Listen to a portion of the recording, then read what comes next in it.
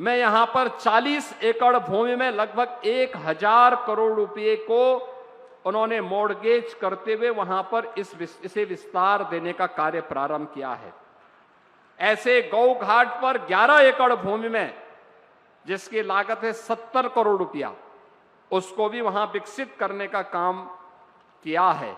और ये green corridor Lucknow के अंदर अब जिस दूरी को तय करने में आपको पहले पौन घंटे से 1 घंटे का समय लगता था, मात्र 10 से 15 मिनट में उस दूरी को तय या ग्रीन कॉरिडोर आपको कराएगा। ग्रीन कॉरिडोर का मतलब बिना किसी डिस्टरबेंस के इसको आपको आसानी के साथ ये आगे बढ़ाने का काम करेगा। और याद करिए, रक्षा मंत्री जी लखनऊ के सांसद हैं, तो उन्होंने दुश्मन को ठिकाना लगाने के लिए ब्रह्मोस मिसाइल भी इसी लखनऊ से बनाना प्रारंभ कर दिया। ब्रह्मोस मिसाइल में जो नौजवान इंजीनियर काम कर रहे हैं, उनका सिलेक्शन भी इसी लखनऊ के AKTU में ही उनका सिलेक्शन हुआ है। और ज्यादातर इंजीनियर AKTU से, यहां के पॉलिटेक्निक से, इंजीनियरिंग कॉलेज से, ITI से उन्होंने अपनी सर्टिफिकेट, अपना डिप्लोमा डिग्री लिया है।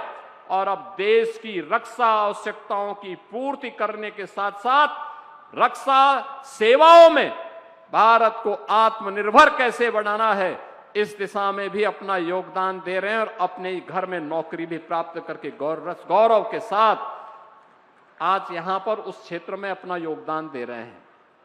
बहनों और भाइयों, अब तो लखनऊ अत्याधुनिक इंफ्रास्ट्रक्चर के साथ साथ इमर्जिंग टेक्नोलॉजी के एक हब के रूप में विकसित होते हुए और देश की रक्षा आवश्यकताओं का भी नया केंद्र के रूप में विकसित हुआ है। याद करना, आत्मनिर्भरता इसकी महत्वपूर्ण एक कड़ी है।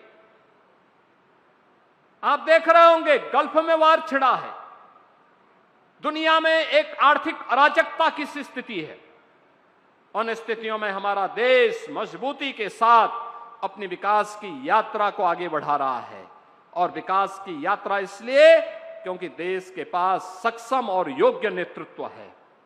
उस योग्य नेतृत्व में भारत की हर एक सेक्टर की आवश्यकताओं की पूर्ति करते हुए आज भारत तेजी के साथ आगे बढ़ रहा है।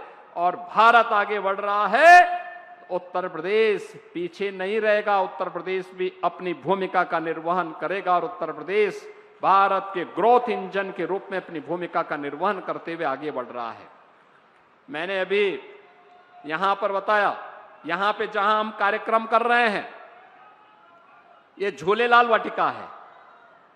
अभी 19 मार्च को चैत्र शुक्ल प्रतिपदा से जो 9 संवत्सर प्रारंभ होगा, झूलेलाल महोत्सव के कार्यक्रम भी प्रारंभ होंगे।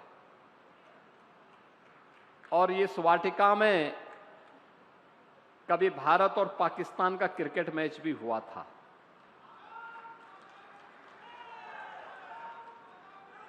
इस वाटिका में कब्जा हो गया था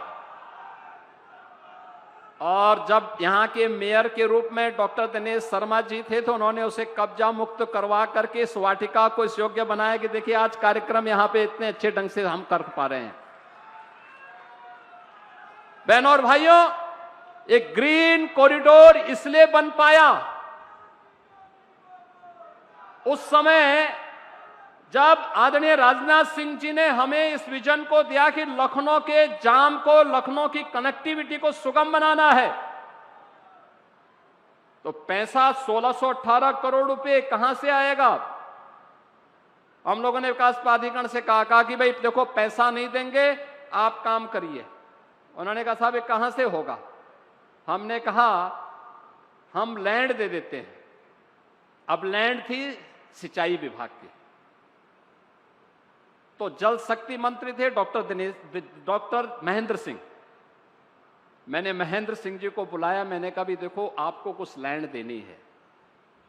तो उन्होंने कहा मेरे पास तो कोई लैंड है ही नहीं लखनऊ में। मैंने कहा नहीं, सिंचाई विभाग की लैंड LDA को देनी है, उस पर अनऑथराइज कब्जा है। उन्होंने कहा हम कब्जा हटा देते। मैंने कहा नहीं, आपको कष्ट नहीं देना है, आप केवल एक कृपा कर लीजिए कि एक एमओयू कर दीजिए एलडीए के साथ और उस लैंड को एलडीए को दे दीजिए। उन्होंने कार्य किया। आज ये सारा कार्य आपके सामने है, किस रूप में हम आगे बढ़ करके आसानी के साथ इस मार्ग पर आगे बढ़ रहे हैं। बहनों और भाइयों, जब मिलकर के किसी लक्ष्य की दिशा में आगे बढ़ते हैं तो परिणाम आते हैं, और ये परिणाम उसी का है। एक भाव था कि अपने लीडर की विजन को जमीनी धरातल पर उतारना है। परिणाम हमारे सामने है कि लखनऊ में सुगम यातायात का एक बेहतरीन केंद्र बना है।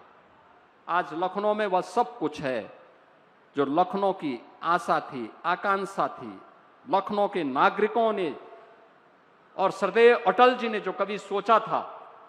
आज उन सब को आगे बढ़ाते हुए हमें अत्यंत प्रसन्नता की अनुभूति हो रही है। और इस अवसर पर आदरणीय रक्षा मंत्री जी का मार्गदर्शन और उनका लीडरशिप हमें यहां प्राप्त हो रहा है।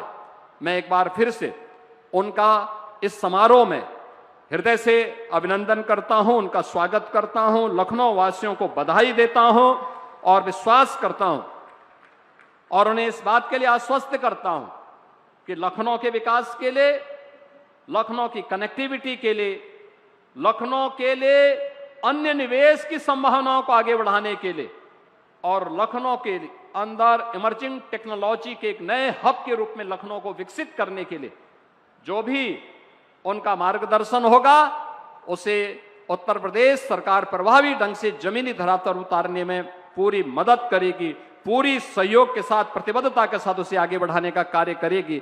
मैं एक बार फिर से आप सभी का हृदय से अभिनंदन करता हूं। आपको वासंतीय नवरात्रि और रामनवमी की भी हृदय से अपनी अभी से अग्रिम शुभकामनाएं देते हुए अपनी वाणी को विराम देता हूं।